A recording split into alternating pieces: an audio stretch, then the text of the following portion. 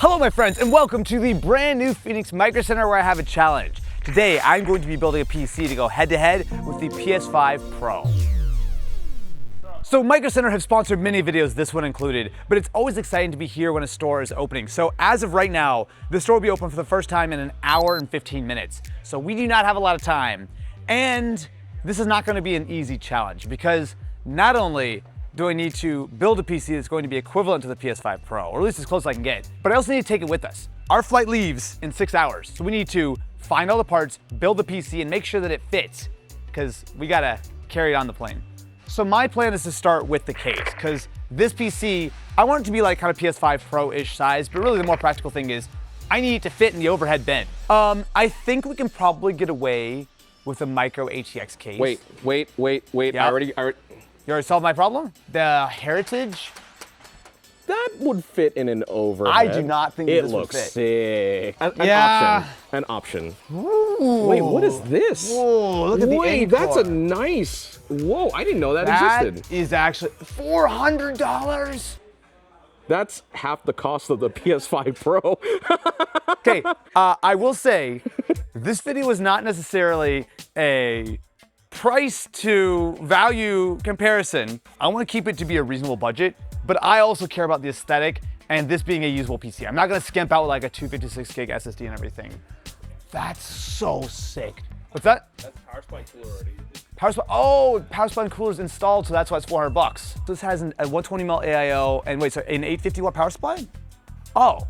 That then makes $400 the not value, crazy at all. Yeah, that makes the value proposition slightly better. But I have a major concern. Okay. Are you sure we can take the AIO on a plane? Like that Liquid cool, yeah, that you can't take into an airport? 120mm AIO liquid cooler typically holds somewhere around 2 to 3 ounces of coolant. That's inside the limit. Boom, boom. If they ask, I'll say that Gemini said it was fine. Let's go. So next up, let's find an ITX motherboard. Okay, so we want to go a little bit more affordable, which is probably what I should do. We could do the A620. What do I want? What if I went something like this, right? So this is a B650i from ASRock, 165 bucks. It's still ITX, it still has Wi-Fi built in, and we're not wasting money unnecessarily. All right, what do we want to do CPU-wise? We don't have to do anything crazy, because again, something like a 5000 series would have been enough. Obviously, we're going AM5, so we need to jump up. I keep going back to the 7700X, because the thing is, technically the PS5 Pro is an 8-core CPU. It's not that important. Like having 6 cores is fine because all of these CPUs are gonna be faster like single thread, which is more important. But if we really wanna match it, a 7700X would be not only as good as a PS5 Pro, but actually a decent step forward. So we're gonna do that. So we're gonna do a Ryzen 7 7700X. We'll pair it with our ITX board, and we're actually making good progress. Now when it comes to the GPU, this should theoretically be fairly simple. So the PS5 Pro has a substantially more powerful GPU than the base PS5, but it is still roughly like mid-range PC. Something like a 9060 XT, I think should be roughly equivalent to what's in the PS5 Pro. Now, once we get this back to the studio, we're actually gonna do some head-to-heads and try to see how close we can get it. But that should be decent, and they're not insanely expensive. Oh, actually, you know what? Maybe we should do the Pulse card, not because it's cheaper, but also because it's smaller. I don't know what our GPU tolerances are gonna be, but I think I'd rather have something smaller than something larger just for safety's sake. Oh, they're literally doing the opening meeting before the store opens. Woo! Micro Center! We gotta hurry. All right, let's get this card, let's keep moving. Okay, the store's right about to open, so I grabbed myself 32 gigs of DDR5, as well as, of course, an actual PS5 SSD. It's hard to get more authentic than an SSD designed for the PS5. So now it's time to build this thing and then take it home and then see if it can beat the PS5 Pro. All of these will be easy, not a challenge at all. And we should go before they open the store. Officially open.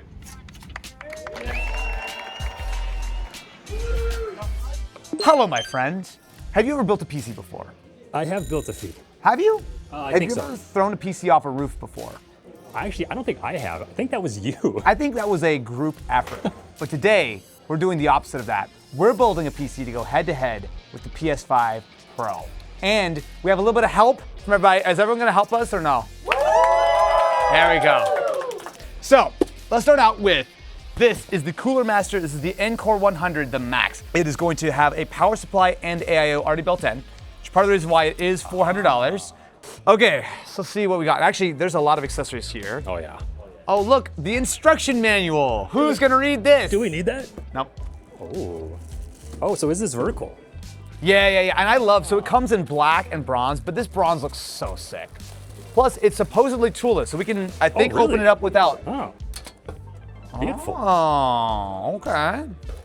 So for GPU, we have the Sapphire 9060 XT. I can never say that right. 9060 XT, which I think this box will fit in. Yeah, you can Yeah, I just think install the full box. We might be okay here. So we have an ITX board. We have Beautiful. ourselves a 7700X. We have a PS5 specific SSD. Perfect. Which, if it's good enough for the PS5, it's good enough for my PC. Nice.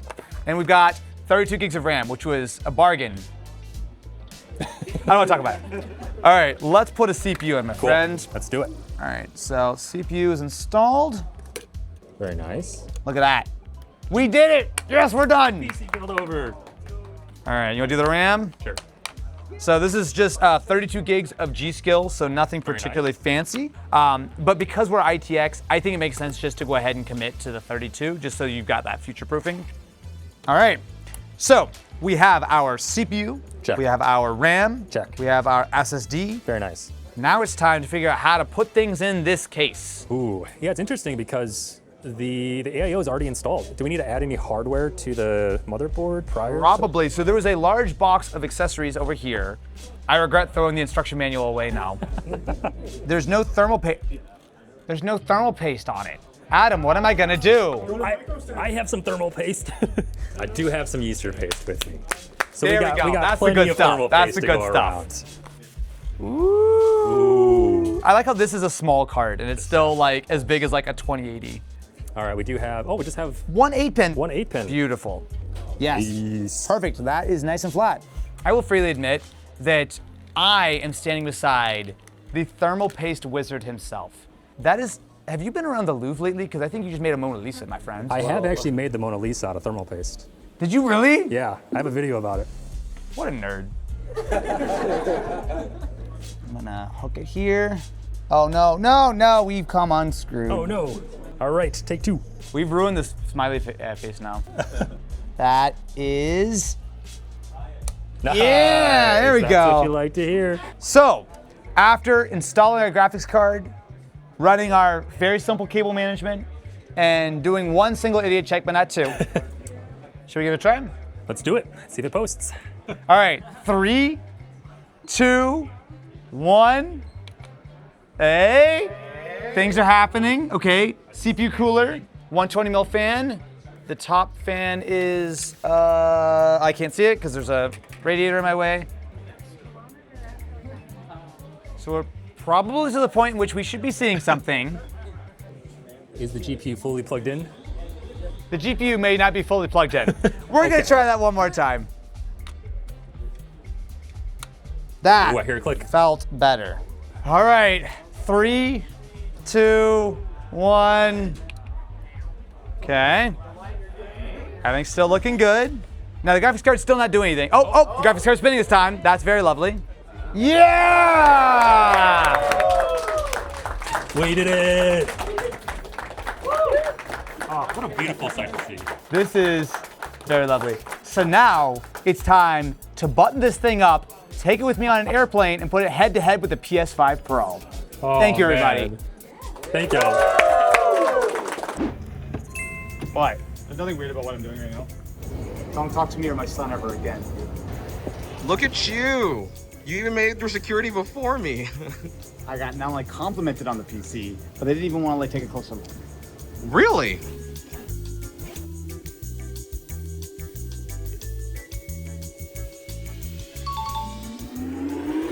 All right, my friends, it is time to see how well our Micro Center built PC is going to stack up with the PS5 Pro. So to make this somewhat fair, we're actually going to be playing a couple of PlayStation exclusive games, or at least previously PlayStation exclusive games, starting with Horizon Forbidden West. So the first thing I gotta do is figure out what kind of settings, because even though the PS5 Pro is a professional console, it still does have a number of graphics modes. I'm gonna stick it at 60. Unfortunately, there's not like an easy way of exactly telling what those settings that will actually get you at 60 FPS are going to be. So this is gonna be running at very high settings with FSR 3 on. So let's do it. Now we're loaded up in the same spot in each game. So before I do anything, let's do a little bit of pixel peeping. So again, I'm not Digital Foundry, so I'm not gonna be able to give you the exact perfect comparison between the actual systems. I'll say at first glance, they actually do seem like fairly matched on very high. Oh, you know what? This monitor's kicking HDR on right now. Okay, well, ignoring that, I will say, as I start walking around in motion, I actually think that the PS5 Pro looks better. It's close. It's really quite close. I don't think it's the world's most complicated. Oh, Jesus Christ. Okay, all right. Run away. Nope. I'll say that at least in Horizon, it's pretty close. I think that the PS5 Pro might have a slight edge, but that's also with me just running on the very high settings. I'm a little nervous. I was hoping that the PC would have a little bit more of an obvious edge. I guess it should be a surprise that a game designed for PS5 Pro is very, very well optimized for it. Next up, let's do The Last of Us 2 Remastered. So we're gonna be running on the Pro mode for the PS5 Pro, and we're running on very high settings with FSR 4 engaged when it comes to the PC version. So let's do a little test. 3, 2, 1, load. Oh my God, why is it compiling shaders again? Oh, because it's a new monitor.